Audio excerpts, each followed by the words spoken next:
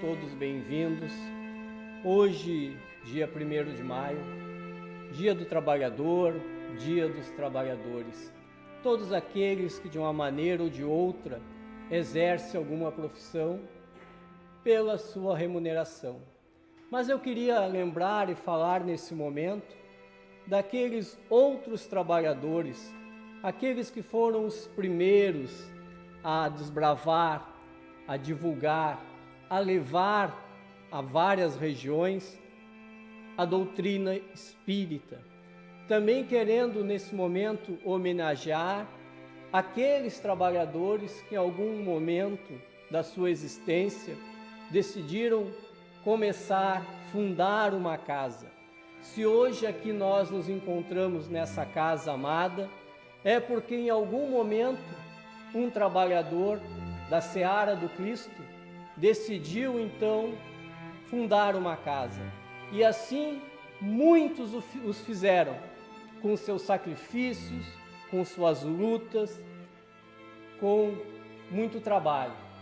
Então acho que nesse dia do trabalhador, nós temos que pensar naqueles trabalhadores da seara do Cristo que continuam divulgando, continuam trabalhando para levar essa mensagem consoladora do Cristo, para que mais e mais pessoas que nesse momento vivem suas angústias, suas incertezas, possam ter o fardo que carregam aliviado com os ensinamentos que o Cristo tem nos deixado.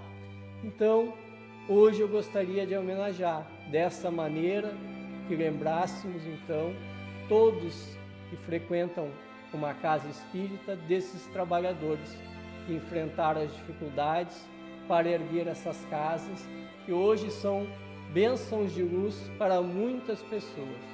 Então, não quero me prolongar muito, vamos fazer a nossa prece de abertura. Nesse momento, vamos todos pensar no Jesus, no Mestre, no irmão mais velho, mais experiente, e rogando a Ele nesse momento as suas bênçãos de luz sobre a nossa casa, para que possamos dar início aos nossos trabalhos, contando com a permissão e o amparo da nossa mentora, e essa equipe que se encontra trabalhando conosco na espiritualidade. Nós damos por iniciado os trabalhos de hoje, que assim seja. Hoje é a irmã Letícia que nos fala. Boa noite a todos, sejam todos muito bem-vindos a mais uma tarde de sábado, onde nós desenvolvemos este trabalho tão gratificante para todos nós. É de um enriquecimento muito maravilhoso de se sentir, de se extrair desses ensinamentos que todos nós sabemos que não é nosso. Não somos nós que inventamos, não somos nós que proferimos, não somos nós que temos as ideias. Essas ideias estão contidas nesta preciosidade de livro, que é o livro O Evangelho segundo o Espiritismo. Então hoje, sábado a sábado, nós extraímos de cada capítulo, estas pérolas que nos enriquece a alma, que nos traz a parte mais sensível de todos nós, a parte mais bela de todos nós, que é a nossa sensibilidade, que é o nosso afeto, que é o nosso amor, que é o nosso carisma, que é a nossa vontade plena, sincera de mudança, que todos nós carregamos desde o momento que adentramos aquela porta para o estudo sério da doutrina espírita.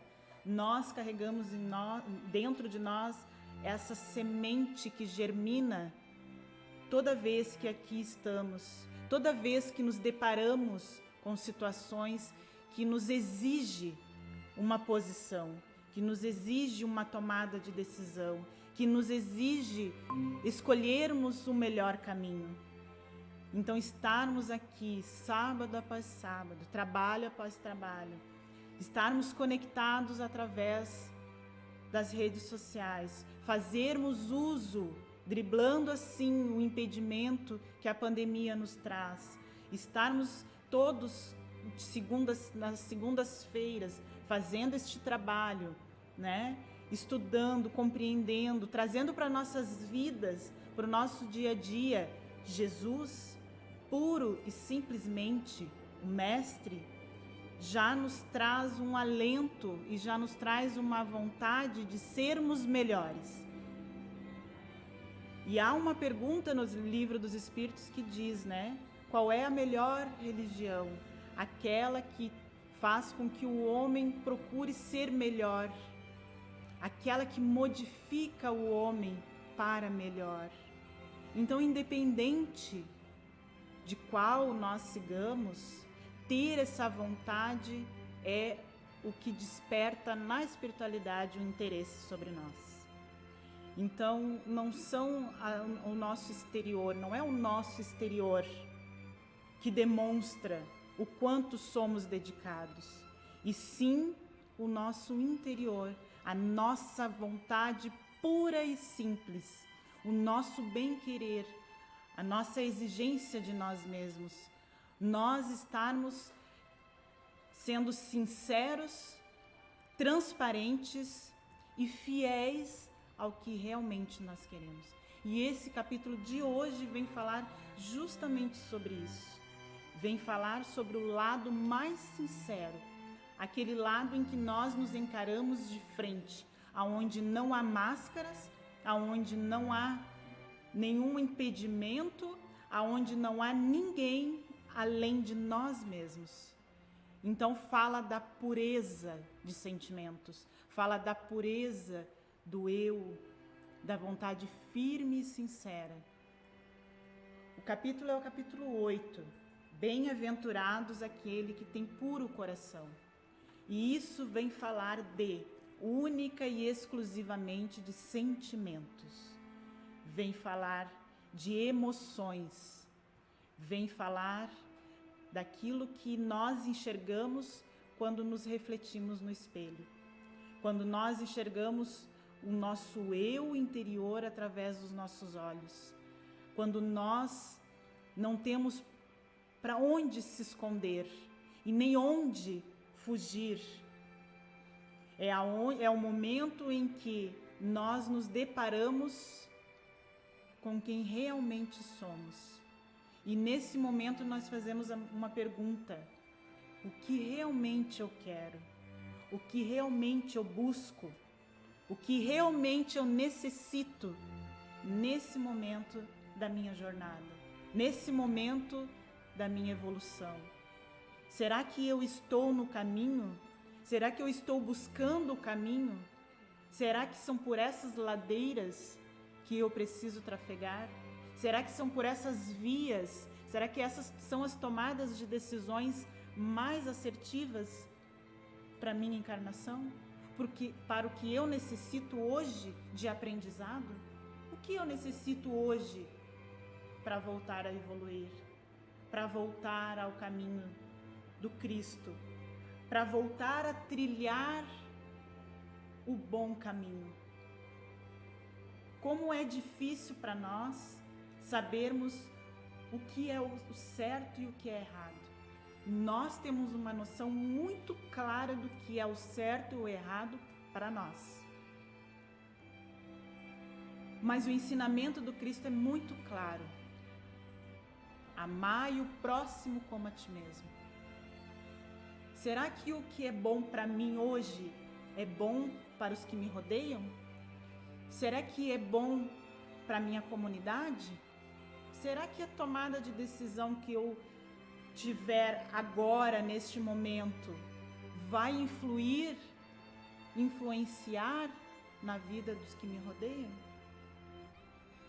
Como que o meu despertar para a espiritualidade impacta no meu irmão? Qual é o impacto das coisas que eu decido hoje tem na vida do outro? Então, pensar coletivamente, pensar não só em si, mas no todo é uma forma de agir e de pensar que nós não exercitamos nunca.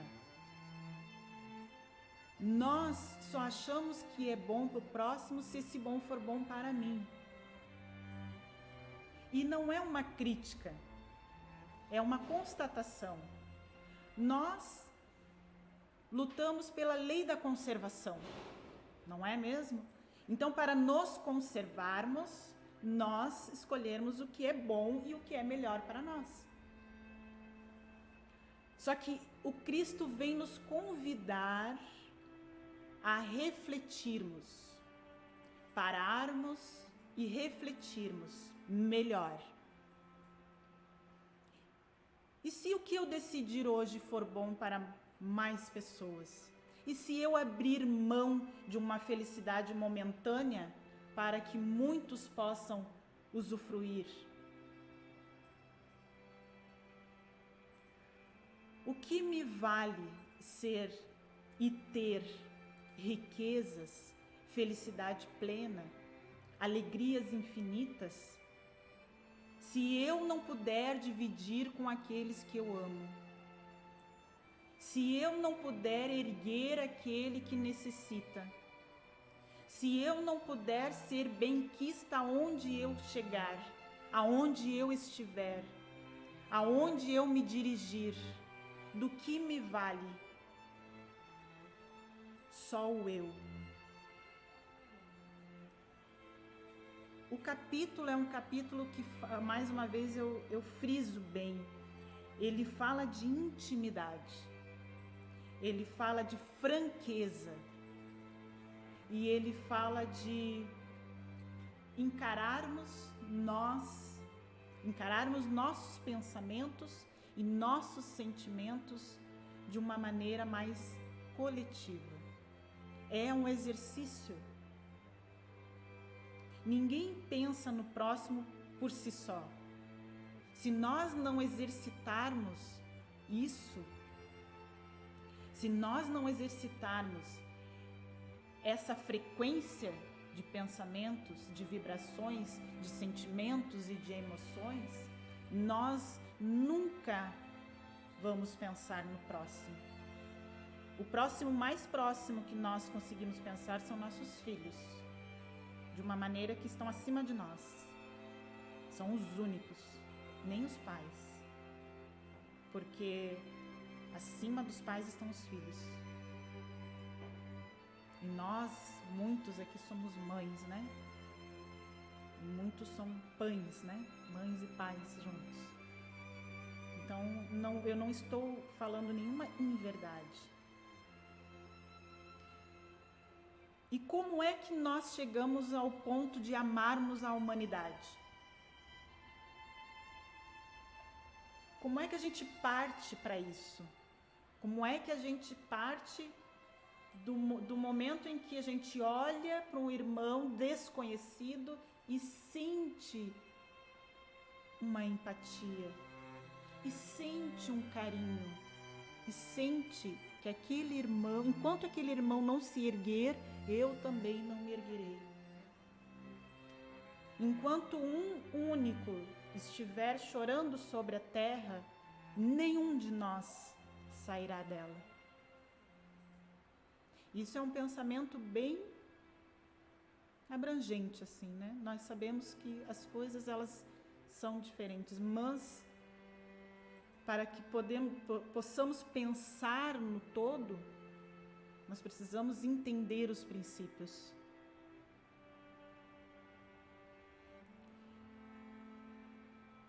Bem-aventurados aqueles que têm puro coração, não quer dizer que tu te encontra num momento de angelitude.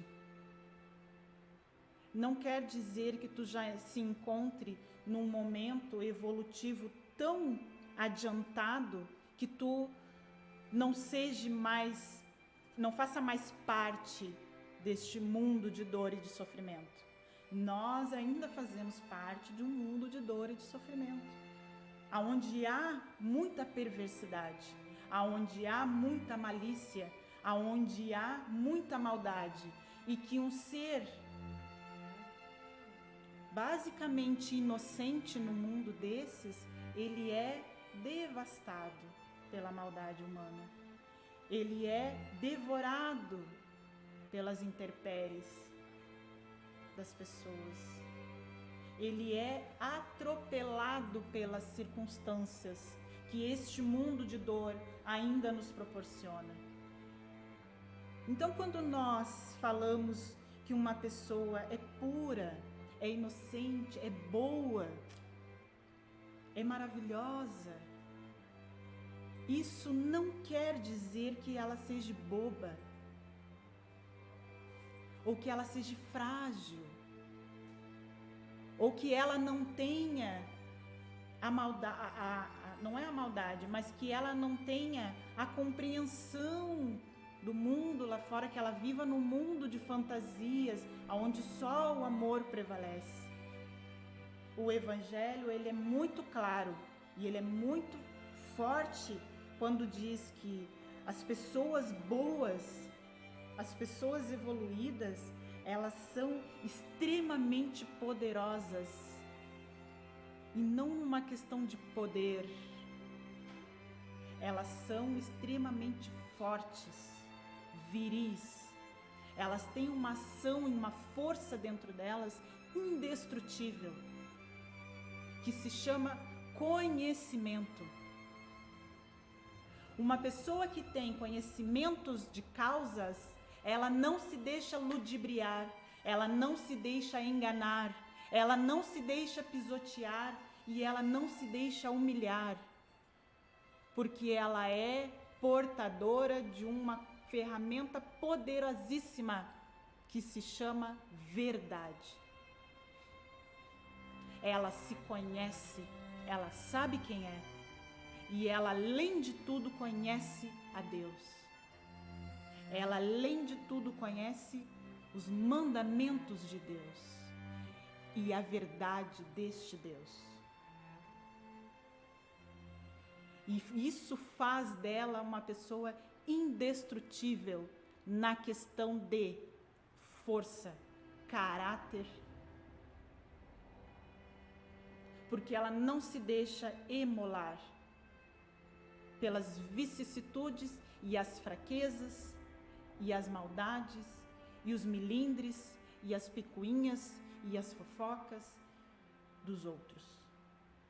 Fraco é aquele que engana, é aquele que humilha, é aquele que destrói, é aquele que faz com que o outro se sinta menor em suas emoções, em seus sentimentos. Este é o verdadeiro fraco. É aquele que rouba, é aquele que mata, é aquele que carrega em si ainda todo esse arsenal de impurezas que o denegrine e que o empurra a ladeira abaixo. E isso eu falo independente de posição social. Isso eu falo independente de poder aquisitivo, de dinheiro, de moeda, de riquezas. Uma pessoa pode ser extremamente rica, mas moralmente empobrecida. Um indigente moralmente. Então nós estamos falando das coisas espirituais, do ponto de vista espiritual, e não do ponto de vista material, que neste capítulo em si não incide. Este capítulo em si não fala. Este capítulo em si não fala das coisas materiais. Ele fala da nossa posição na vida material. Ele fala do contexto de nós estarmos inseridos no mundo extremamente rude, mas que nós consigamos nos manter extremamente bondosos, amorosos. Como ser amoroso, como olhar a maldade alheia e mesmo assim ter amor. e mesmo assim perdoar aquelas falhas. É porque nós carregamos dentro do nosso vaso interior a limpeza espiritual, que é feita única e exclusivamente com a reforma íntima. Se nós não esvaziarmos o nosso vaso e não limparmos as nossas bordas, não adianta enchermos o coração de amor, que esse amor vai ficar empobrecido, fraquinho, porque o vaso está sujo. Nós precisamos nos despojar com toda a clareza e a firmeza e a sinceridade de querermos mudar, de querermos limpar, de querermos nos refazer e nos reestruturar, nos reeducar. E isso vem como se fosse algo assim tão inocente,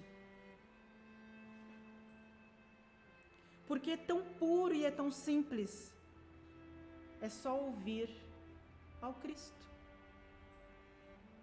Ler o Evangelho segundo o Espiritismo. Nele está contido o código para a nossa reforma íntima. Não há outro caminho, não há outra forma de limparmos esse vaso que está sujo dentro de nós. Lutarmos veementemente com todas as nossas forças para mudarmos os nossos pensamentos, para mudarmos os nossos instintos, para mudarmos aquele pensamento pequenininho que começa lá, no momento que tu enxergou algo.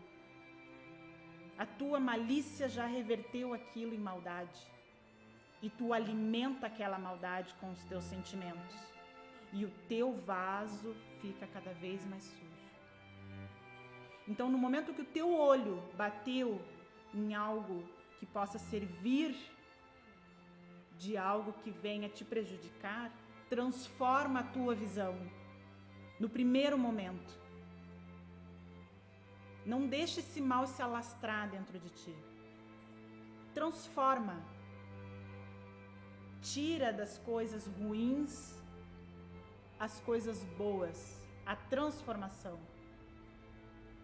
Quando nós perdemos um ente querido aqui na Terra, e isto foi o meu irmão aqui do Centro Espírita que falou, e relembrou, na verdade, né? Que essa é uma frase muito conhecida. Mas quando um ente querido nos deixa aqui no mundo espiritual, ele morre para nós, mas ele nasce para alguém na espiritualidade. E quando nós saímos da espiritualidade, nós morremos lá para alguém e nós nascemos aqui para outro alguém.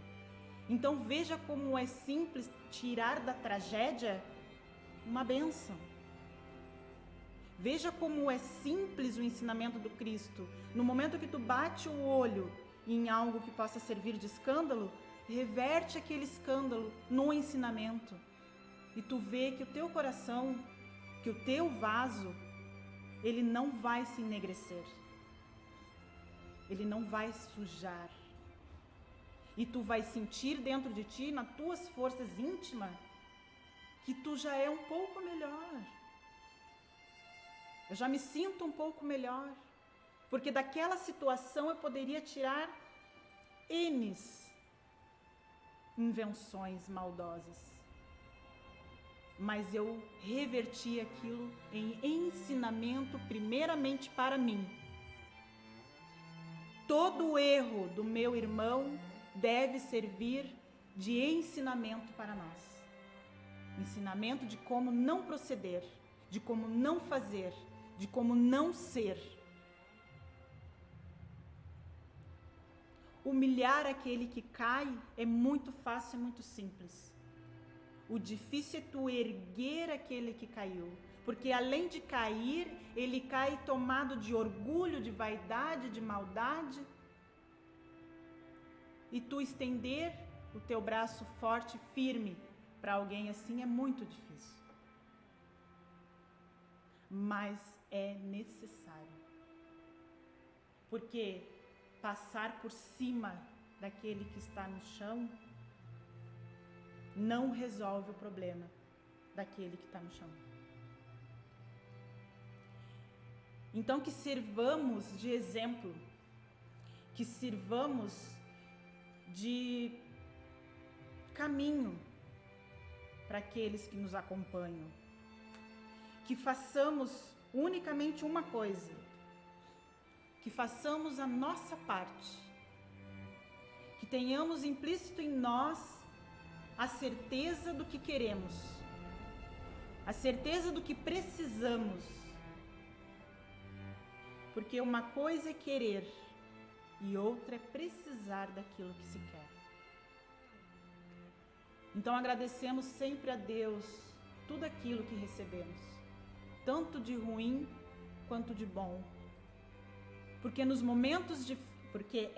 momentos difíceis que nós crescemos, é nos momentos difíceis que a nossa ilusão é destruída e nós passamos a enxergar mais claramente, sem o véu da ilusão, sem o véu da inocência destrutiva. Nós passamos a ter uma visão mais clara, simples e pura da vida.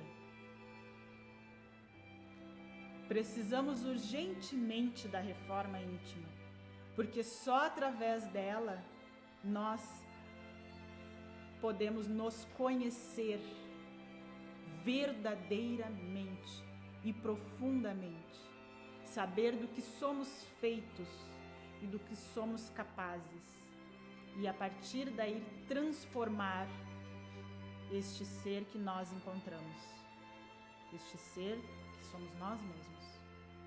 Aonde eu devo mudar? Aonde eu devo me reeducar? Aonde eu devo me reinventar e me redefinir? Em quais pontos eu preciso e devo mudar? O que eu preciso abrir mão para ser melhor? Então, ser puro de coração é ser consciente de si mesmo, saber o que se sente, como se transforma esse sentimento, para que aí sim eu possa exteriorizar algo de bom, que vai iluminar o meu caminho. Quem ilumina o nosso caminho somos nós mesmos. O nosso erro é pedir a luz espiritual, é pedir que os irmãos iluminem a nossa vida. Eles não podem iluminar a vida de ninguém. Os irmãos espirituais trabalham com nossas próprias forças. Eles não fazem milagre. O milagre quem faz somos nós mesmos. Eles trabalham com a nossa energia, com a nossa vibração. Eles se aproximam ou se repelem através da nossa vibração, de amor ou de ódio. Nenhum irmão de luz consegue se aproximar de alguém escuro, perverso. Ele pode iluminar de longe, emitir vibrações de longe. E aquele irmão que é uma luz, uma lâmpada acesa? Já imaginaram quem o rodeia? Já imaginaram a legião de amigos que o rodeiam? Como uma pessoa assim, iluminada, caminha num mundo de trevas? Ela não caminha, ela flutua. E tudo se torna mais leve, porque desliza. E esse é o verdadeiro jugo leve de Jesus. Muito obrigado, meus irmãos. Que assim seja. Então, vamos agora fazer a nossa irradiação. Quero convidar a todos nesse momento a mentalizar o Mestre Jesus, convidando para que então ele possa entrar em nossa casa, em nosso lar, porque lá se encontram nesse momento os nossos entes queridos, os nossos filhos amados, marido, esposa. Que as tuas bênçãos de luz, Senhor, invadam, irradiem cada canto. Mas queremos te rogar também pelos nossos vizinhos, familiares distantes, todos aqueles que no decorrer do dia passam em nossas vidas, cruzam o nosso caminho, que eles também possam receber de ti, Jesus, as tuas bênçãos de amor, as tuas bênçãos de luz. Mas queremos também rogar-te, Mestre amado, por essas pessoas que através da sua profissão são responsáveis pela saúde de outros irmãos, que eles tenham paciência, dedicação, que os médicos, enfermeiros e auxiliares possam enxergar no outro com carinho, com ternura. Mas queremos te rogar, Jesus, por aqueles que nesse momento se encontram enfermos, acamados, enfrentando as suas dificuldades, que eles possam receber também as energias revitalizantes. Mas queremos te rogar, meu Senhor, por essas milhares e milhões de irmãos que deixam a matéria diariamente, retornando à espiritualidade, que eles possam ser recebidos por um sorriso amigo, um olhar conhecido, um aperto de mão fraterno, que eles possam ser amparados, acolhidos. Mas queremos te rogar, Jesus, também por esses que diariamente retornam à matéria, que venha nascer em lares onde são amados, amparados, mas tem aqueles que ainda são rejeitados e abandonados, Senhor. Mas tu não abandona ninguém. Então, Jesus, derrama as tuas bênçãos de luz. Mas queremos te pedir por aqueles irmãos que ainda, mergulhados na ignorância das tuas leis, se encontram hoje nos presídios, jogados nas drogas, que eles possam receber o teu amparo, as tuas bênçãos de luz, para despertar neles a consciência da mudança. Mas queremos também, Jesus, pedir que ilumine aos nossos presidentes, governadores, prefeitos, todos esses que têm a responsabilidade de tornar a vida e esse mundo um lugar melhor, para que eles tenham a consciência que cai sobre eles esta responsabilidade e que eles possam estar em sintonia e ser intuídos pelos teus guias, Senhor, para transformar esse mundo num lugar melhor. Agora, nesse momento, nós vamos passar para o passe, então. Assim seja.